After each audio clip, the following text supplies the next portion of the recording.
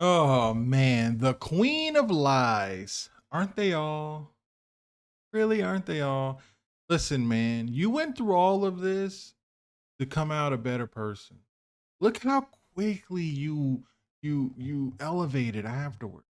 You said as soon as you divorced her, the money started to double. Things started to go better for you in your life. That's how it is. A lot of them, unfortunately, are dream killers. Ex-wife surprised with divorce papers. The queen of lies. Hey, true story. Please keep my name private. I know that you say the length of a story does not matter, but I do want to say I am sorry as this may get a little long. This story is the last 23 years of my life, and I hope that there are at least a few lessons that can be learned from my mistakes. As you say, if only one person can be helped, it was worth it. When I was growing up, I was very close with my family, and we had a very close relationship with the families at our church. Thinking back on it now, there was only one friend that I had in my life that had a broken family. I grew up thinking that as a Christian, when you got married, you did not get divorced or cheat on each other. That was just a given.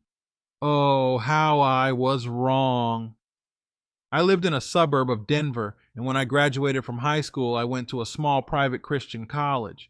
During my freshman year, I met my now ex-wife. We did not start dating right away, and we're actually just friends to start with. She seemed to like one of my other friends, even though he was in a relationship with another girl. There was a lot of weirdness with that situation and with my friend. He was going through a lot at the time, and I hate to say it, but I was not the greatest friend, and right before Christmas break, he decided to leave the college, and our friendship was ended. Looking back on that situation, my ex was one of the key factors for me breaking off the friendship. She told me how bad of a person he was and that we did not need him around. I just recently reconnected with him and found out that she had actually slept with him and always lied to me about their relationship. She told me to break off the friendship to hide the fact that they slept together, as that would ruin the image she was creating about herself. Over Christmas break, my ex and I emailed. She lived in the Pacific Northwest and worked through the weirdness that had occurred and decided to date when school was back in session. We dated through our freshman and sophomore year and got married that summer. She told me time and time again how much she loved me, how she wanted to spend the rest of her life with me, and how divorce was never an option. Everything changed as soon as she got the ring on her finger. Even though she was on birth control, somehow it didn't work, and she was pregnant just a few months after we got married. She had dropped out of college because she said she needed a break, but later I found out she had never passed a single class and was kicked out by the college for her poor grades. She got a job, but soon after getting pregnant, she quit in order to rest and prepare for the baby. There I was in college with a baby on the way and having to fully support my wife, who now did not want to work. I was a full-time student and had two jobs. I ended up graduating early and we moved over 1,000 miles away from my family to be near her family because she told me that she would never be happy unless we lived there. Once we moved, we had to buy property right down the road from her parents. I was working 60, 80 hours and then came home to a wife who would insult me or anything I did, would not have sex with me, and was very judgmental about everything. I was also preparing the property by logging it, putting a road in, getting a well dug, and moving in a home and setting it up for us. She all of a sudden wanted to have sex again, and I later found out this was because she had some sick schedule in her mind that needed to match the time frame which her parents had a second daughter. She got pregnant again, and from that time forward, we only had sex one more time in 4 years. I kept working hard and trying to build a home for us. In the meantime, she started an affair with a childhood friend. She kept pushing me away, and was the worst person to be around in that I have ever seen. I believed that she was trying to get me to leave her so she could look like the victim and maintain the image she had created. I believed that marriage was forever, and so I would not divorce her, although I did not know fully about the affair. I had my suspicions, but it was hard to prove as this was before smartphones and super small spy cameras. There are a lot of situations that I can go into if you would like me to in a different story, including my wife using his birthday as her phone voicemail code and him living her sexually explicit voicemail messages which she saved. Here is a few of her low lights. Stole money from our bank account and deposited it into her affair partner's account. Forged my name on checks and deposited the money into her affair partner's account. Told her parents I was physically abusive. I was not. Told her parents I was verbally abusive. I was not.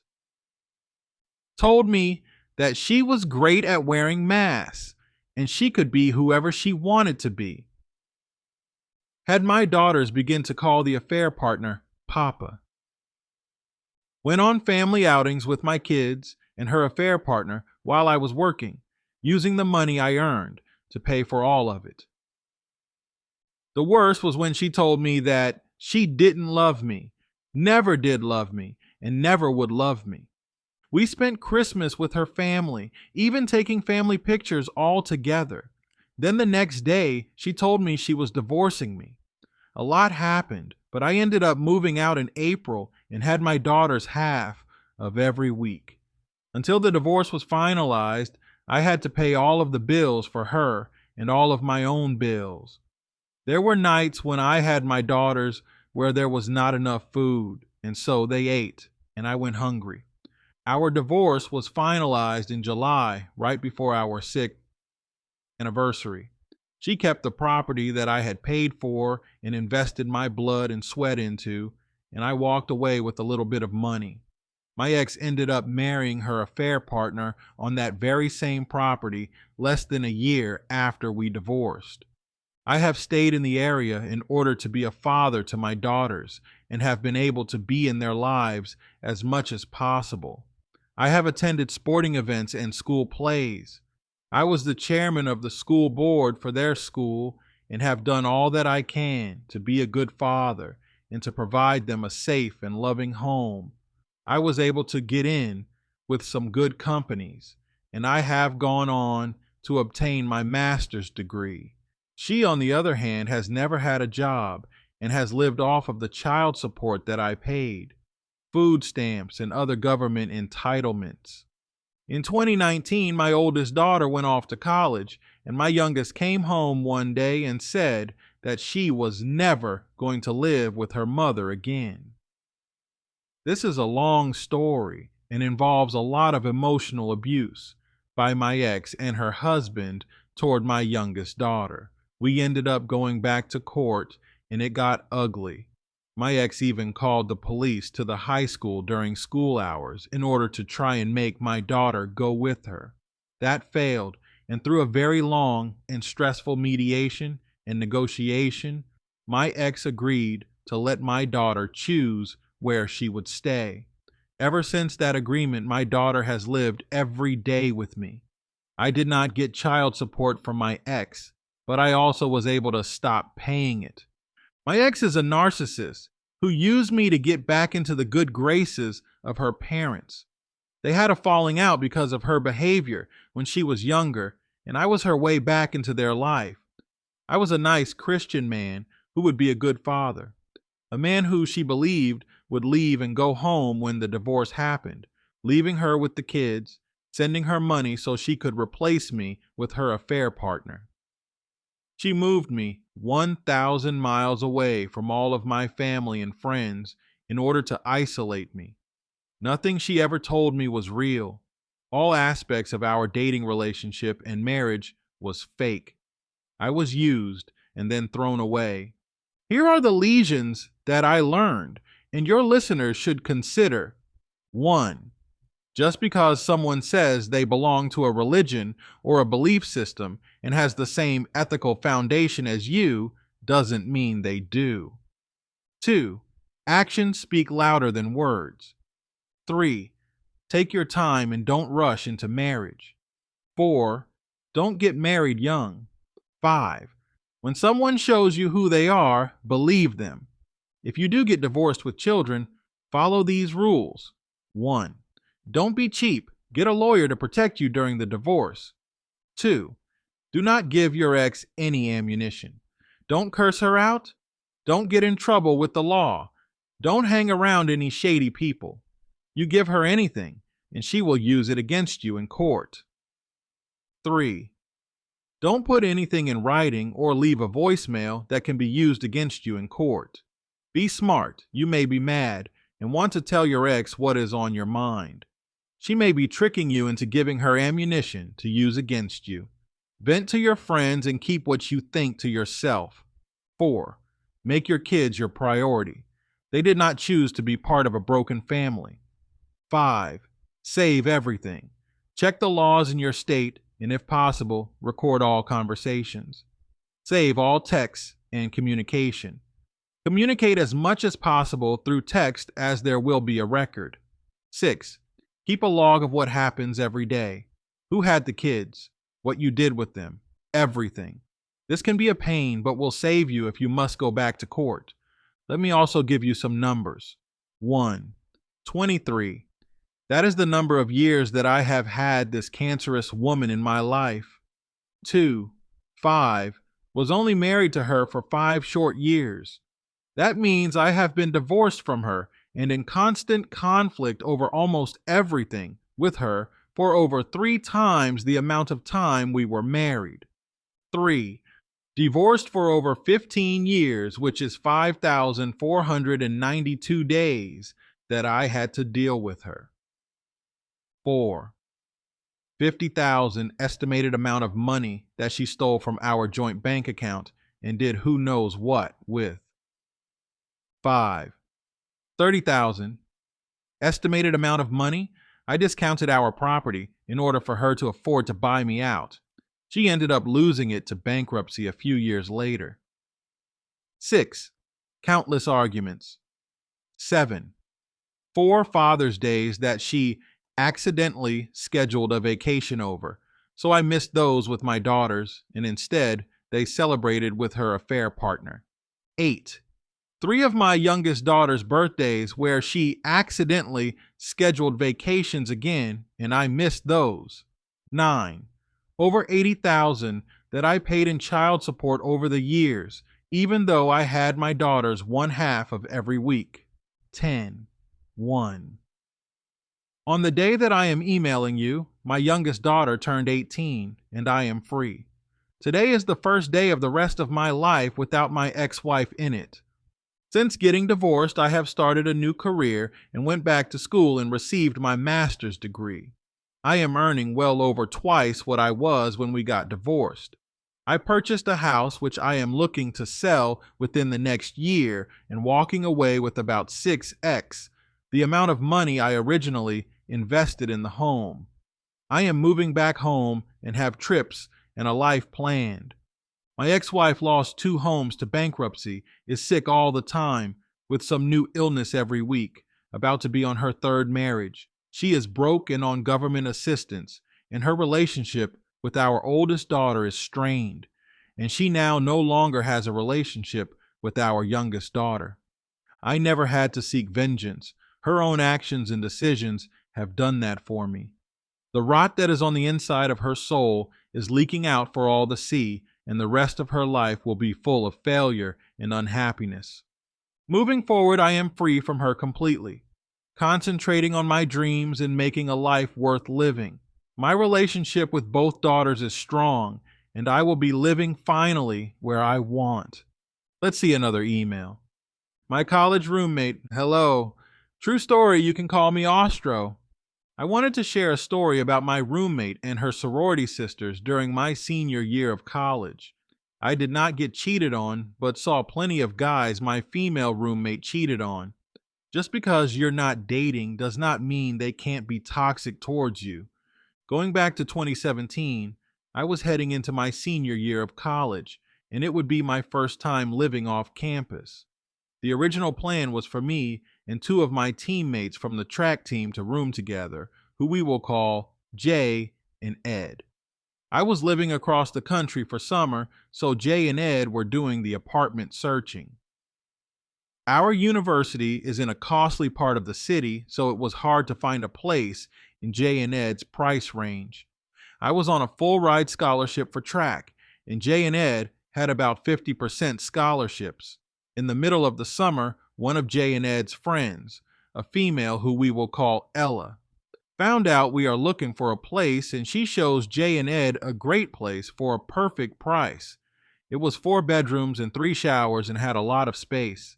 She wanted to know if she could be roommates with us, and she would bring in all the kitchenware and furniture for the living room. I had some issues with this. Ella used to be on the female track team and would be the team's graduate assistant coach. I did not want to live with one of my coaches just in case she had to report anything to the head coach.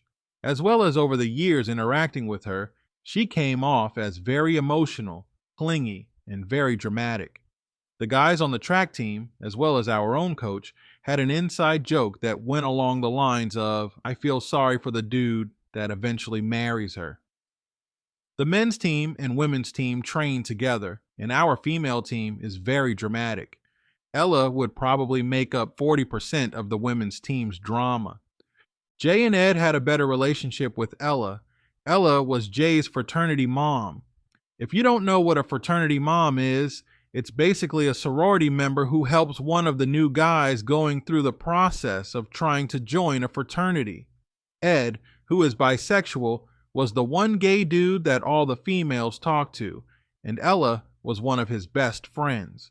So, Jay and Ed agreed to let her room with us, and at first I thought it was a good idea she was a sorority girl, and I thought she would be a good way to meet some of the hot girls at our university. The problem started to occur when we had to pay first month's rent. She wanted the master bedroom with a master bathroom and the size of my and Jay's room combined, while Jay and I had to share a shower. She wanted the rent to be divided equally and everybody else, but she disagreed with this. She started to bargain the price with us, and she even got her dad to try and talk to us. We sorted out that issue with her paying more than the rest of us. She moved into the apartment and got the most expensive Wi-Fi package, used a lot of electricity and gas, and wanted us to help pay for the Wi-Fi, gas, and electricity for the month when nobody else would live there. Again, everybody else disagreed with her, and she paid for the electric, Wi-Fi, and gas bill until we showed up. When I finally moved in for the beginning of the school year, things were normal. I interacted with Ella, and things were going well. On week 2 of moving in, she introduced us to her current boyfriend. He looked kind of geeky, but was a nice guy and easy to get along with. On the weekend, I was getting back from practice, and I saw some dude in our living room. This was not Ella's boyfriend, and nobody else besides Ella and me was in the house. I sent a message in the guy's group chat asking who the dude was, and nobody knew. Ella came upstairs, said hello, and brought the dude down towards her bedroom. We have very thin walls in our apartment, so I could hear what they were doing while walking to my bedroom. I saw Ella's boyfriend there next week, and they were getting ready to go out on a dinner date. When they came back, the dude dropped her off, and on the weekend side, dude came by again. The first boyfriend did not last long, and on week 4, she had a new boyfriend, and basically the same thing happened on repeat for 2 months. Things started to get weird when we were all having dinner, and she started to talk about her relationships and sleeping around. She told us of all her adventures and how she was attracted to guys who were already in a relationship. She told us her strategy of getting these men by showing them some interest. Get them to leave their current partners, get them to take her out on dates, and then she would dump them, or some of them caught her with one of her side dudes. I asked her who the weekend man was, and this was Tyrone 3. She had a steady supply of side guys. Once that conversation was done, I thought that was the end of it. But every so often, she would try and give us relationship advice when it had nothing to do with the current conversation. Ed and Jay would listen to her more than I would. I would occasionally listen to her when we had dinner together. Things were pretty much the same for half the school year. She came with a new boyfriend every week and a random side dude during the weekends. Some of these boyfriends I sent an anonymous message warning them of what they were dealing with, since I knew who they were from clubs and class. I got some insulting messages in return saying I did not know anything or I was jealous of them. So, I stopped sending messages after a while and did not care. Whenever I would see some of her ex-boyfriends on campus, I would ask what happened, and they would tell me they caught her sexting or cheating on them with one of her side guys. I was introduced to her sorority sisters, and they were all toxic with the drama they bring into friendships. I had a crush on one of the girls and was trying to get with her, but I had a very strong gut reaction to her. She was an Instagram model, and I would rate her a 10 out of 10, but just talking with her, she came off as very insecure, clingy, and emotional. I spent 2 months in a debate with myself if I wanted to take the risk with this hot girl. In this 2-month period, finding out from Ed, she had 9 relationships, both men and women. She did not know if she was straight or a lesbian and always went back to the most abusive relationship. During some parties, Ella and her sorority sisters were wild. Some of these girls had boyfriends, and they were all up on random dudes, grinding, twerking, and making out with them. When talking, they would all share the same stories of cheating on their boyfriends and how to get dudes to take them out for food or to shop at the mall. So basically, the whole sorority was a bunch of cheaters. I saw this firsthand during her birthday. We went to a Spanish restaurant with her sorority sisters and her current boyfriend. The girls dressed up as if they were going to the red carpet, and the guys just dressed casually. I was speaking with one of her sorority sisters throughout the night, but as soon as the bill came for the meal, all these girls looked like the people you see on the side of the street asking for money. The girl I was speaking with asked if I had any money and if I could pay her part of the bill, and when I said no, she went really cold towards me. Ella ended up asking the boyfriend to pay for her sorority sisters and spent about $400 on people he did not know. I tried to zone out all her shenanigans. I would stay in my room playing Xbox most of the time or hang out in the athletic building. Nothing really affected me much, so I tried not to care, but she thought I was interested in listening to her talk for some reason. Even when my other 2 roommates and I were having conversations about sports, Xbox, or something random, she would butt into the conversation and make the conversation about her. In March, she must have went off the rails because she started to be super petty. I brought home a Tinder date for some Netflix and chill. Ella came home after her class in a sweatshirt and sweatpants, said hello, and went to her room. About 5 minutes later, she came back upstairs in a sports bra and her track bottoms, which could be passed off as a thong, and started to flirt with me. I was shocked, and my Tinder date was shocked, and the mood for the rest of the night was ruined. Soon as Ella left, my Tinder date left because she was insecure. I got nothing that night beside a cold shower. In the middle of March, all of us supported one of our track teammates who graduated and had his first DJ gig. It was a fun night with lots of dancing and alcohol. Ella was with some guy grinding in the corner and twerking on him. Ed was very pissed off and told me later on that that was his ex-boyfriend that cheated on him. On the Uber ride home, Ella was drunk and told us how she was sleeping with her ex-boyfriend from freshman year. She was pissed that he left her for another girl. The ex's wife just had a stillbirth, and Ella was sleeping with her husband and later sent a message to his wife saying, "Congratulations for the birth." Just plain out evil stuff. I was shocked. Ed was shocked. Jay was shocked, and our Uber driver was also shocked. He had to hear this. I don't know what it was, but she was trying to burn bridges with all of us on the last weekend of March. She went after Jay, just starting arguments with him and doing all this dramatic stuff. We had an open closet space underneath the stairs, and Jay had a lot of stuff. She complained that she had to see half a bicycle sticking out, so she moved all his stuff without permission.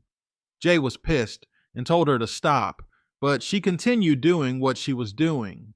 She took half the refrigerator and the fridge and put sticky notes on all her stuff. She put sticky notes on all the kitchenware and everything that belonged to her and said that we could not use it because we were messy. We were all sick of her, and everybody did their best to ghost her. She was even evil to her sorority sisters and started to sleep with their boyfriends, burning many bridges. In April, she returned to planet Earth and tried to sweep everything and rebuild the relationships she burnt. None of us were having any of it, and she started crying to whoever wanted to listen to her. One guy that was willing to listen to her was one of the underclassmen on the team who was in a 7-year relationship with his current girlfriend. She started to flirt with him and hanging out with him. I saw what was going on and warned him that the monkey branch he was trying to swing to leads towards a toxic dump. My underclassmen heard plenty of stories about her and what she was like, but still went after her. Ella made him dump his girlfriend over text, and she rewarded him with pity intimacy. That relationship lasted only 2 weeks. We found out it ended when the underclassman scratched all 3 of his jumps at a track meet, and he felt like crap because he caught her sexting somebody. What sucked more was that Ella was in charge of the jump squad, and he had to see her every day. On that same Sunday, we had the track meet. We were coming back from weightlifting with the team, and our apartment smelled terrible. We saw Ella walking around with some sort of sage, trying to bless the apartment. We asked what was going on, and she said something evil is here because everybody is ignoring me. So, she decided to bless the entire apartment. I was stunned because the only place she should have been blessing is between her legs. Everything was pretty much the same for the rest of the school year. She did manage to build some sort of relationship with Ed again, but it was very strained. On my move out date, I was going across the country again to live, so I left behind a lot of stuff. I left Jay and Ed a majority of my stuff. I was a little nice to Ella and left her a pack of sticky notes that she can use for future roommates. Ella is currently living in Houston and probably doing the same thing to AA guys down there.